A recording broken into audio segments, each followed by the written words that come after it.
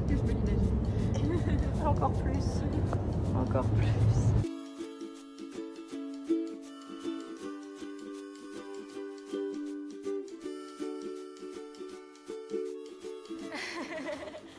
Voilà, on est en train de positionner le stand. On a une absence de Chloé parce qu'elle est un peu malade, donc elle garde les chiens, comme dirait le narrateur.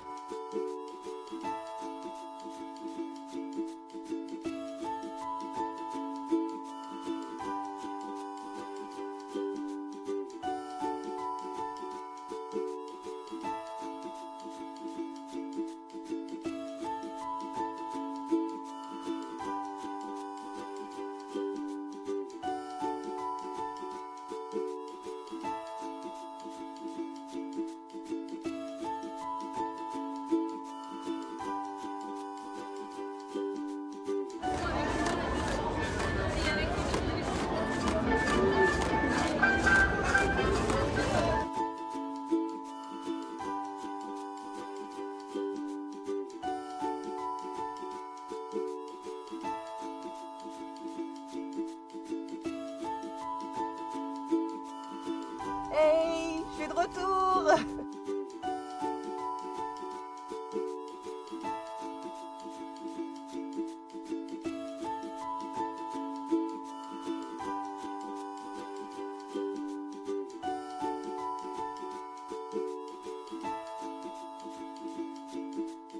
Vas-y Chloé. Allez, c'est la dégustation. C'est un bonbon.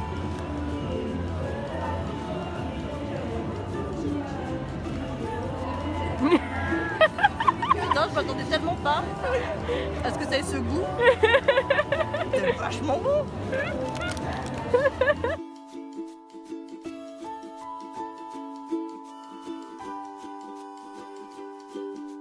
Alors, ce week-end, c'était le week-end de Pâques, donc il y avait 3 jours. Il y avait samedi, dimanche et lundi, et du coup, la convention durait 3 jours. C'est la première fois qu'on fait 3 jours. Wesh, c'était épuisant. Sur ce week-end, il faut savoir qu'on a eu un nombre de galères absolument monumentales. Je pensais qu'on avait eu des problèmes sur d'autres conventions.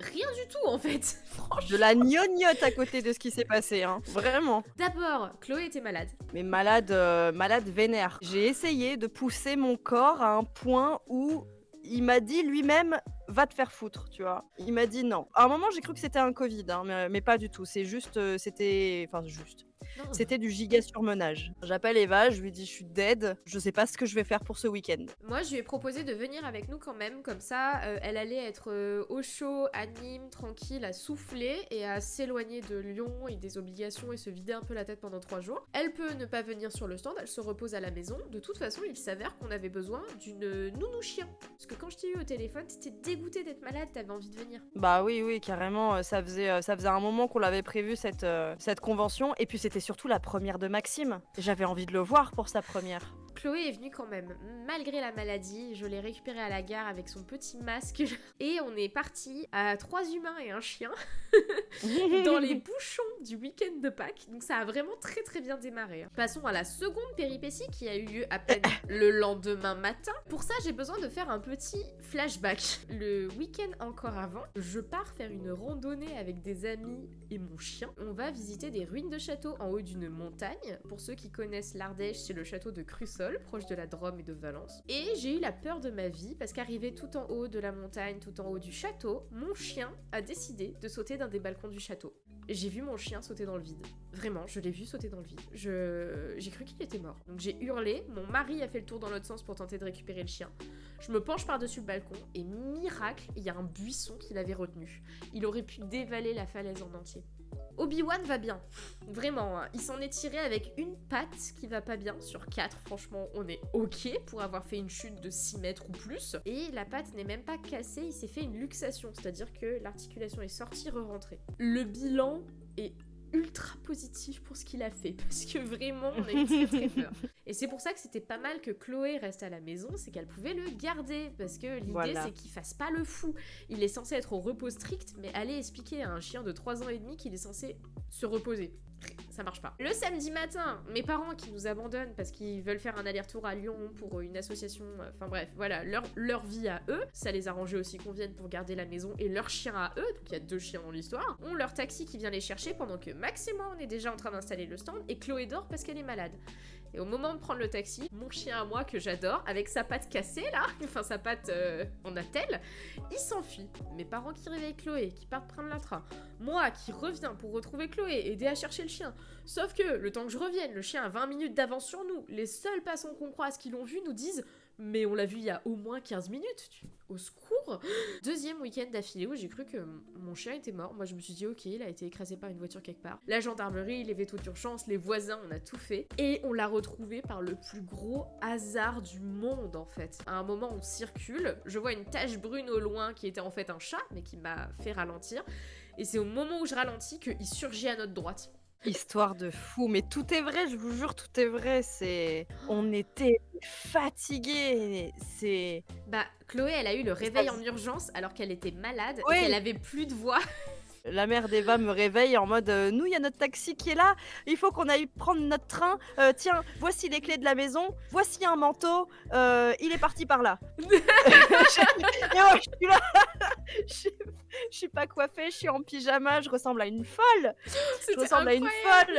Oui, mais merci Putain. d'avoir fait ça pour moi parce que vraiment j'étais Mais je tellement ferai inquiète. tout pour toi. Derrière, j'ai pu retourner à la convention. La première journée s'est bien passée. Enfin, Maxime a bien géré son stand aussi, donc on était très contents. Les voisins de stand trop beaux. Il y a eu une nouvelle péripétie chien le dimanche matin.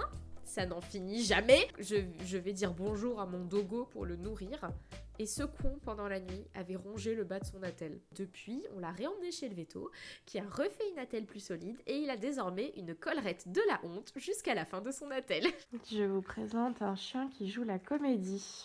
On essaye de faire croire qu'on est très malheureux parce qu'on en a marre de la collerette, alors que c'est notre faute si on a une collerette. Tu as un mot à dire pour ta défense ? Donc ça, c'était la partie chien de l'aventure.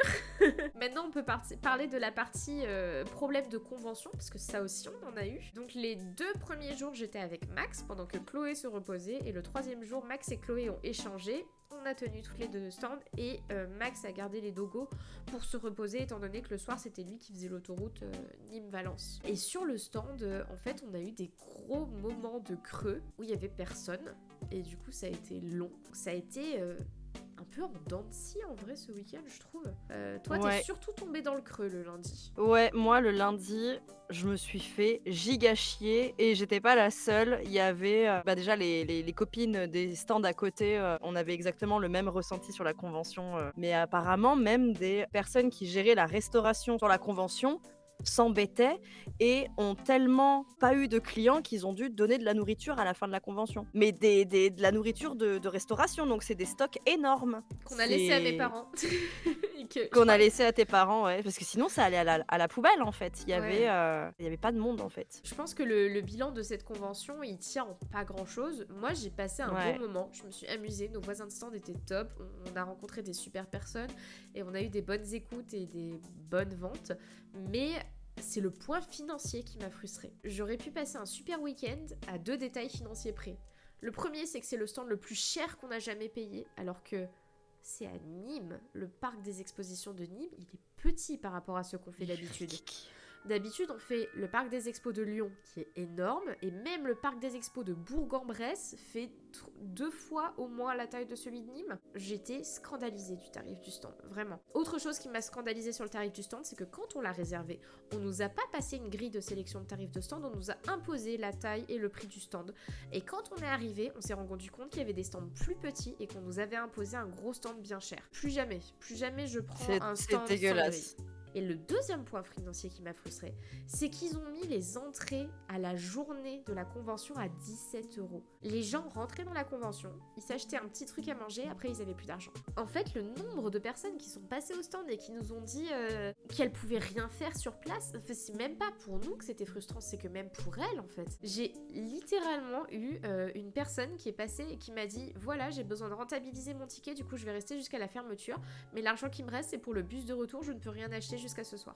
Ça a tué l'ambiance parce que ce qui aurait pu être un échange hyper fun avec des gens très contents d'être là, s'est transformé en échange de règlements de compte et de personnes qui comptent leur monnaie pour savoir comment elles vont rentrer chez elles. Je veux bien qu'il y ait l'inflation, mais 5 € en un an, pardon, excusez-moi. 5 €. Passer de 12 € l'entrée à 17 € l'entrée, pour moi, c'est lunaire. En fait, c'est que je veux bien aussi que tout coûte plus cher et la convention a besoin de se rembourser un peu plus. Mais waouh! On a compris où il était passé l'argent avec Chloé. D'abord, la convention nous a confié avoir déboursé énormément d'argent sur la communication. Je pense pas qu'il y avait besoin autant d'argent. En vrai, une convention, normalement, quand elle est bien, elle fait aussi parler d'elle. C'est un peu ça le truc. Eux, ils sont à leur 4e édition. La 4e édition.